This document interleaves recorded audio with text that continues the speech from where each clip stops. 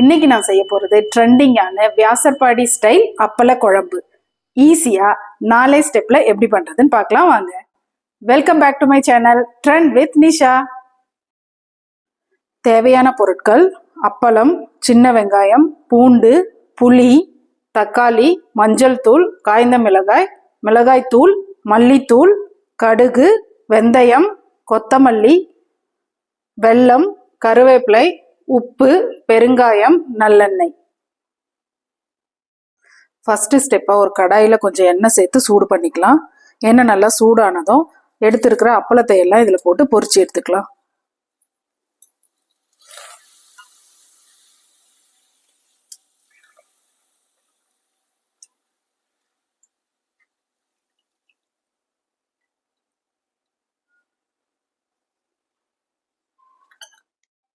Second ஸ்டெப்பாக ஒரு கடாயில் நல்லெண்ணெய் சேர்த்துருக்கேன். எண்ணெய் நல்லா சூடானதும் எடுத்து வச்சிருக்கிற கடுகு உளுத்தம் பருப்பை இதில் சேர்த்துக்கலாம். கடுகு நல்லா பொரியட்டும். கூடவே 2 வரமிளகாய் சேர்த்துக்கலாம்.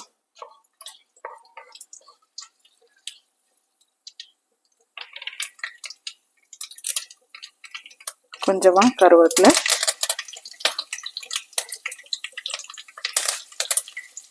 கடுகு நல்லா பொரிஞ்சதும் எடுத்துருக்கிற வெந்தயத்தை சேர்த்துக்கலாம். வெந்தயம் கருகிடக்கூடாது. லைட்டாக வறுபட்டதும் கொஞ்சமாக பெருங்காயத்தூள் சேர்த்துக்கலாம். இப்போ எடுத்து வச்சிருக்கிற பூண்டு கூடவே சின்ன வெங்காயத்தையும் சேர்த்துக்கலாம். சின்ன வெங்காயம் கட் பண்ண வேண்டாம், முழுசாக சேர்த்துக்கலாம். இந்த எண்ணெயிலே சின்ன வெங்காயம் நல்லா வதங்கட்டும்.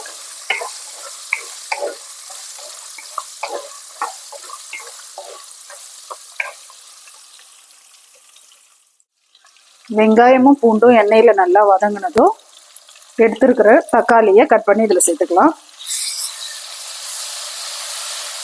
கூடவே குழம்புக்கு தேவையான அளவு கல்லுப்பு சேர்த்துக்கலாம்.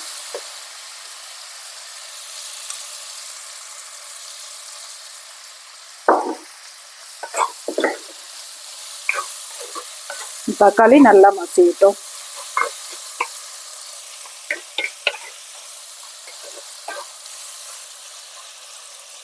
தக்காளி நல்லா மசிகிற வரைக்கும் வேக வச்சுக்கலாம். தக்காளி நல்லா மசிஞ்சு வந்துடுச்சு. இப்போ எடுத்துருக்கிற மஞ்சள் தூள், மிளகாய் தூள், மல்லித்தூள் இது எல்லாத்தையும் சேர்த்து பச்சை வாசனை போகிற வரைக்கும் இந்த எண்ணெயிலே கொஞ்சம் வதக்கி எடுத்துக்கலாம். அடுப்பை சிம்மில் வச்சுட்டு பண்ணணும், இல்லைன்னா மசாலா கருகிடும்.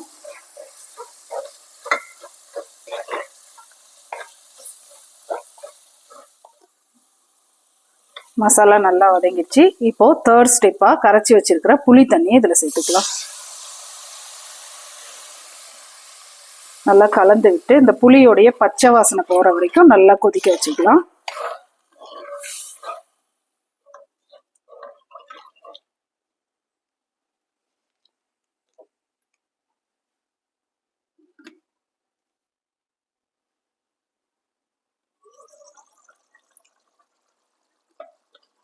பச்சை வாசனை எல்லாம் போயிட்டு நல்லா புளி நல்லா சுண்டி வந்திருக்கு.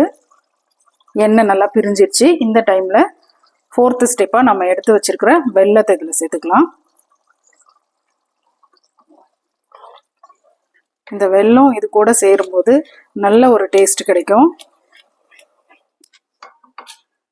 இப்போ நம்ம பொரிச்சு வச்சிருக்கோம் இல்லையா, இந்த அப்பளத்தை எல்லாம் சின்ன சின்ன துண்டுகளாக கட் பண்ணி இதில் சேர்த்துக்கலாம்.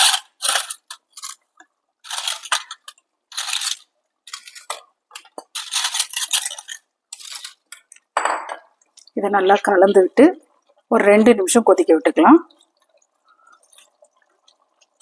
இதை மெதுவாக மிக்ஸ் பண்ணிக்கலாம். இது இப்படியே ஒரு 2 நிமிஷம் நல்லா வேகட்டும்.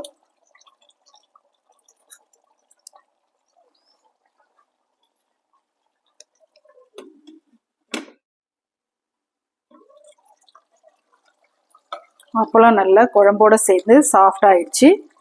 இப்போ ஃபைனல் ஸ்டெப்பாக நம்ம எடுத்து வச்சிருக்கிற கொஞ்சமாக கருவேப்பிலை, கொத்தமல்லியை சேர்த்து கார்னிஷ் பண்ணிக்கலாம்.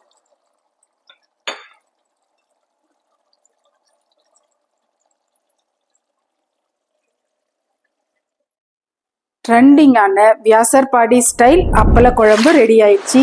இந்த சூப்பர் டேஸ்டான ரெசிபியை நீங்களும் உங்க வீட்டில் ட்ரை பண்ணி உங்களோட எக்ஸ்பீரியன்ஸை மறக்காம கமெண்ட்ஸ்ல ஷேர் பண்ணுங்க.